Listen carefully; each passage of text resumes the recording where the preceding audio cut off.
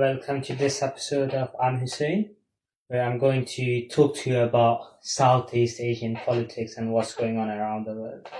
So, for today's episode, the question is Bangladeshi politics, and is it really a game of family or is it actually democracy?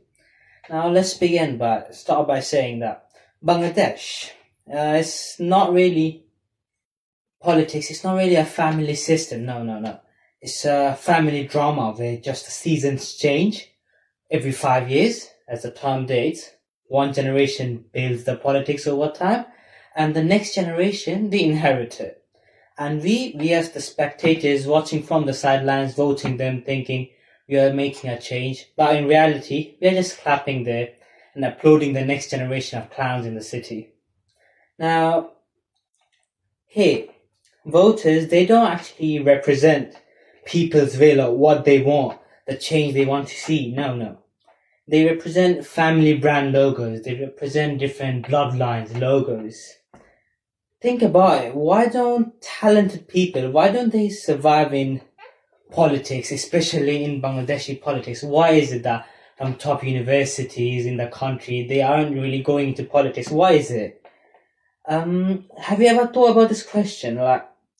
Because here in this country, you don't need certificate of merits to gain to be successful in politics. No, you need a certificate of blood, and you need money to make it into politics. Now they tell us that we run the country, but in reality, we don't.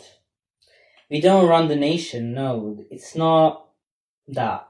They don't run the nation either. They don't even run something called a nation. They run a kingdom, their own kingdom.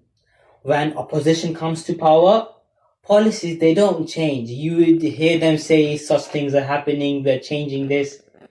The only thing that's really changing is the people in power and the signboards that say, in 5 years ago, it's going to say Awami League win this. In 5 years afterwards, it's going to say BNP.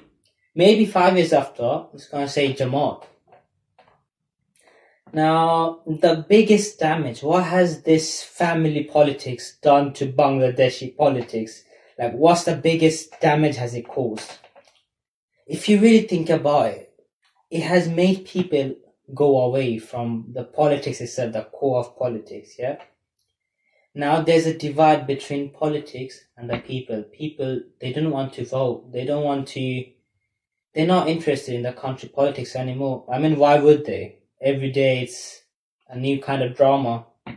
Now, something you would notice is that whenever you say the word politics in front of a younger generation, you're going to say, that dirty game, that rotten game where people get corrupted. Nah, I'm not interested.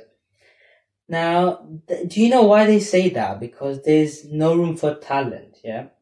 It's only for the privileged ones, the ones who have built their their parents have built this career over time, and now they're gonna be the next ones to follow this on. Then their kids, then their grandkids, great grandkids, and it's gonna carry on. It's like an autocracy if you think about it.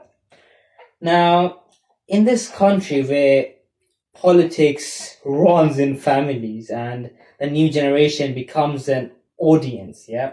It doesn't become an actor driving this change. It becomes an audience watching. So what does that mean? That you're watching from the sidelines, but you don't have anything to do. And because you're an audience, you're paying for the tickets, yeah, right? That's your tax. And you're paying them taxes, you're paying them money. But in reality, you're just seeing that what they're trying to do. They're not doing what you want them to do they? Now, we argue, we fight, we do things, we protest, but who's good, who's bad, who's patriotic, who's not. But the truth is, they all eat from the same plate, only with different spoons. One party leaves, another one arrives. But the people's problem, they remain just the same, exactly pinpoint same. Now, traffic, unemployment, corruption, these are just some of the things I'm mentioning to you. Now, we only change the scenes of the play, yeah, not the story. But history has such a beautiful trait. It stays silent for a while, and then one day it wakes up, yeah, it rises up. And if one day youth, they begin to ask the question, why, how, when? Why should politics be inherited?